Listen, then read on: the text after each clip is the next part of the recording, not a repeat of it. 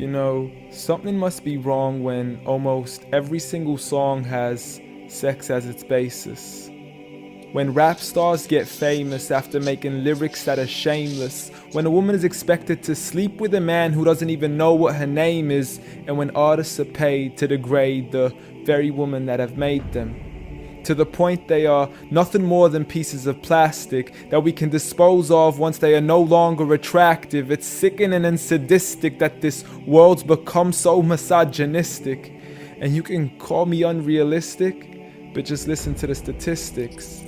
7 in 10 men view porn, while over 75 million are addicted. 68 million requests a day for pornographic pictures, making 1 in 4 searches sexually related. It's like nobody even knew she existed until she got naked, degraded and abused over and over again just to gain millions of views. It's a shame we've subdued to a definition of beauty which is so misconstrued. As we judge each other's looks off of Facebook likes, Instagram pictures to filter off what we really look like. See, we are so obsessed with our outside, we have slowly lost sight of who we really are in real life.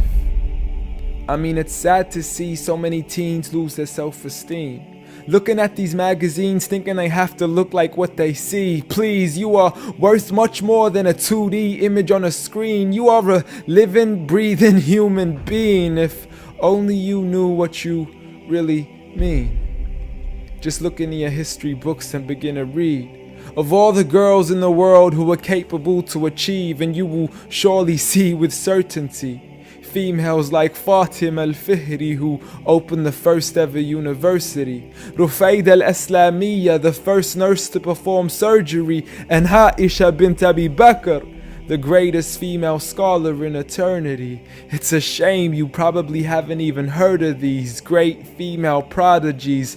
Honestly, we don't need to give up our modesty in order to be successful. For you are worth much more than a commodity that is sexual. You have so much more potential if only you knew your worth.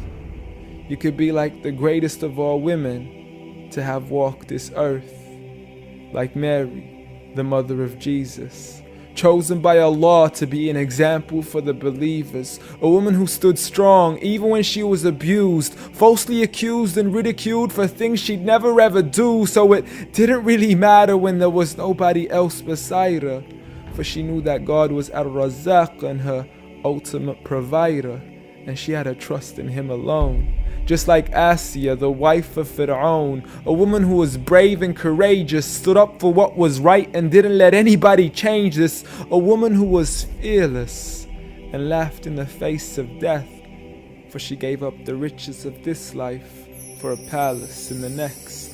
Next up, Khadija, the mother of the believers, a wealthy merchant who had nurtured the Prophet for over 25 years, his first wife, the love of his life and the mother of his kids. She was the first to believe in him when nobody else ever did. She just is, beyond any words that can make you understand. So much so that even Allah sent her His salam. She was grand and Allah assured her, just like her daughter, Fatima, the master of all women in paradise. A woman who would shine so bright she was nicknamed as Zahra, the splendid one with the most generous of hearts. A woman who gave up so much of her food she had no choice but to fast. She would fight on behalf of her father even as a little girl. And such are the examples of the greatest woman in the entire world. And it had nothing to do with how they looked, but for who they truly were. So ignore the standard of success defined by society, when God has said that the best of mankind are those who have piety, regardless of your shape, your color, or your race. For God does not look at your bodies, nor does He look at your face. Rather, He looks towards your heart and checks your faith. So at the end of the day, it doesn't matter what the people say or who they think you are, when you could be like the greatest of all women in the eyes of Allah. The greatest woman